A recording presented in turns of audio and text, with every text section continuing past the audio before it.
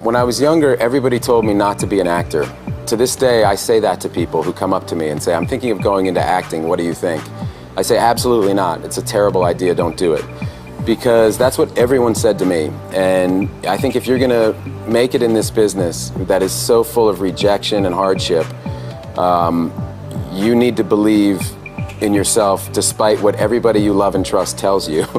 And it's a very personal journey. And so that was really helpful. I think, you know, the advice to stay away from this career was really helpful in my own understanding that it was that important that I pursue it.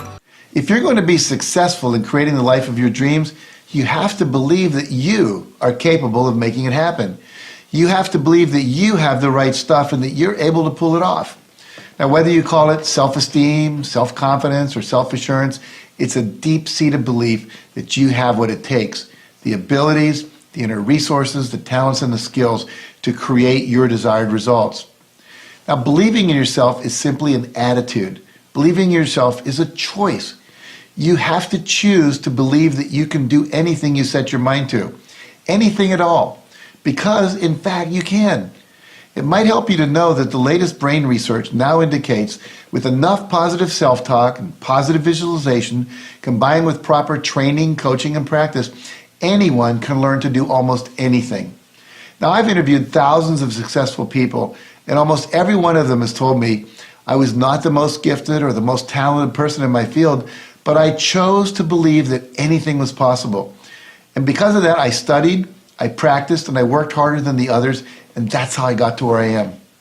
You know, if Ruben Gonzalez, a 20-year-old living in Texas, hot Texas, can take up the luge, which is a winter sport, and become an Olympic athlete, if Bill Gates, who was a college dropout, can become a multi-billionaire, and Stephen J. Cannell, who was a dyslexic student who failed 3 grades in school, can become a best-selling author and a television producer, then you too can accomplish anything if you'll simply believe it's possible.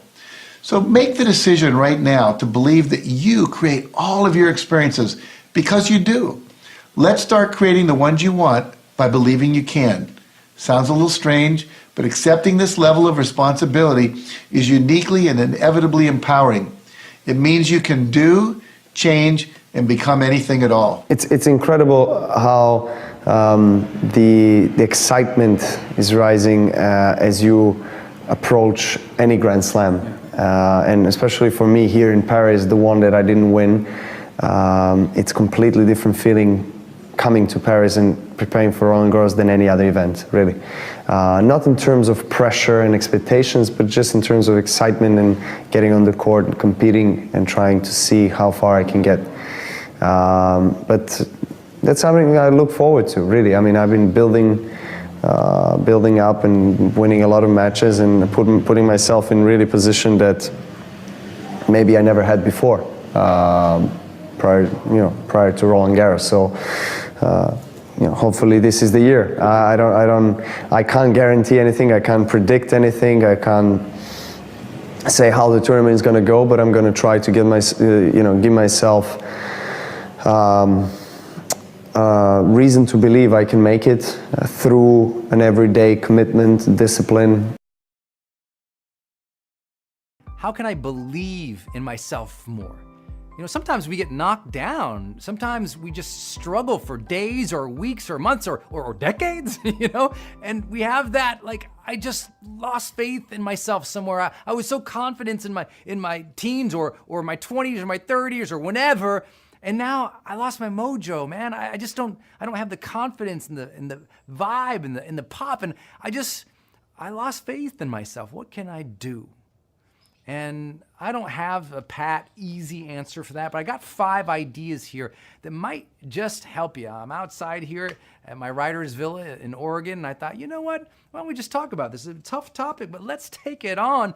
So forgive the sounds of nature if we got them, forgive the sounds of anything going by, but let's rock and roll. Number 1 way to start to believe in yourself is momentum. Now, I know off the bat, if you really hate yourself right now, you're like, thanks, Brendan. I got no momentum. That's why I hate myself. So hold on. I'll get to the mindset stuff. I'll get to the emotional stuff. But sometimes believing in yourself is just tactically winning a little bit each day. Just a little bit of a win can give you that dopamine that says, oh, good job, reward, I feel better. It can be a very simple neurological payoff of just achieving a couple small goals. And as you've heard me say, anytime you're dealing with difficulty, it can be just simple things, but it's got to be momentum. So whatever you're doing in your life, if you got a job, think about what small things can I do tomorrow to move ahead. If you're dealing with a difficulty in a relationship, what would be a simple win, a simple moment of appreciation, just something they could say or you could say to put some more pop and energy back into that relationship? Just one smile, one kiss, one good date can change the game for you. Also, if it's just something simple you can do in your own health, look, sometimes going to the gym and leaving, you feel a little better. Just a little bit of movement has been proven to change people's states of minds and their emotions too. So just get in the gym or get a little bit of small goal setting, get a little bit of momentum forward in any area of your life. That's at least the beginning. And then do it again the next day. Don't just go and crush it tomorrow and then be a jerk and do nothing and watch 7 seasons of Netflix on the next day. Momentum is daily. Little things every single day adds up to greatness. Second big piece, and this is more to the emotional side, integration, my friend, integration. For people who don't believe in themselves, it's not that there hasn't been evidence that they shouldn't believe in themselves. They've had some wins, they've had some goals that came true, they made the magic happen, but they never integrated the win. They never had a good thing happen, and they sat there at the end of the night thinking about that good thing that happened and allowing it to come into their heart, allowing whatever they did to give themselves credit for it, permission to feel good about it, to say, you know what, I did this today.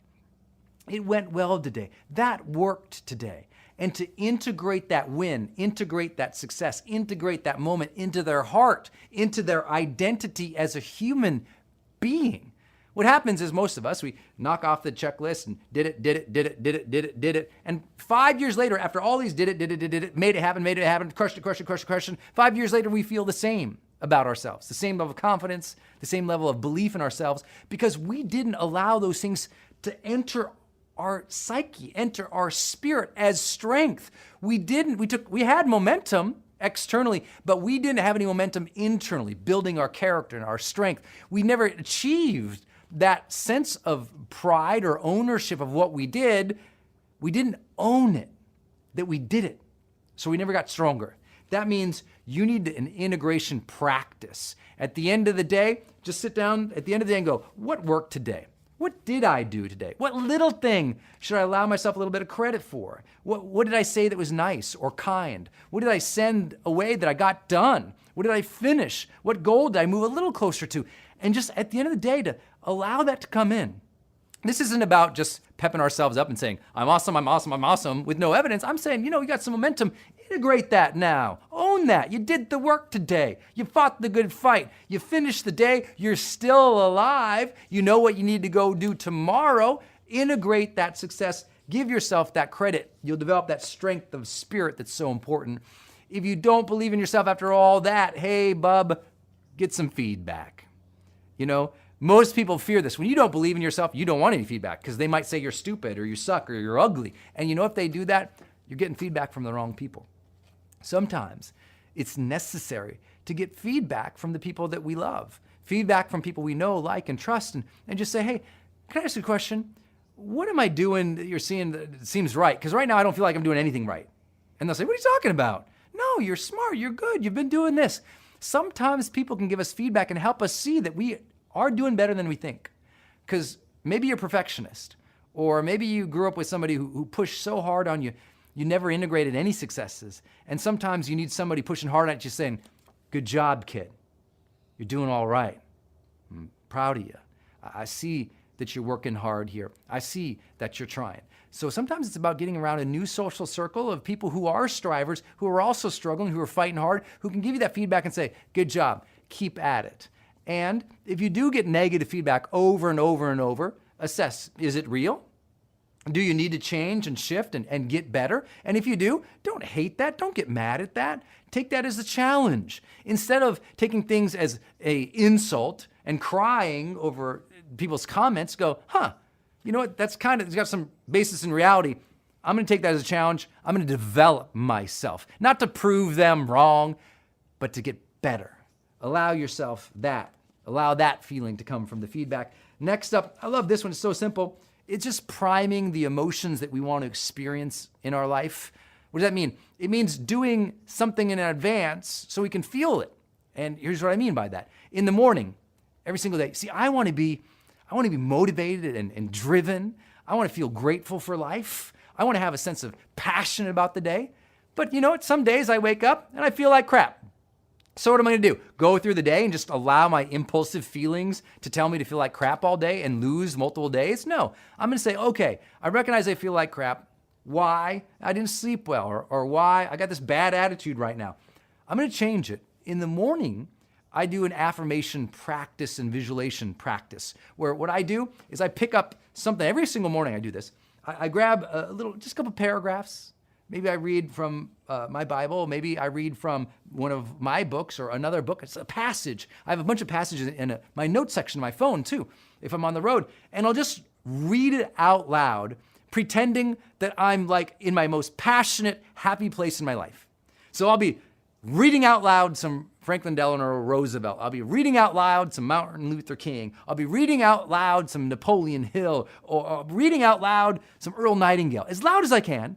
And that voice activates a power, which activates an emotion, which activates my day. So you just got to prime the emotion. Or sometimes I'll be in the shower and I'll say, what can I do today, or what I'm going to do today that would bring a laugh? What can I do today that I'm excited for? And I'll just get my energy up. Like, don't wait to have good energy in life. Remember, as I always say, the power plant doesn't have energy, it generates it. You don't have happiness, you generate it.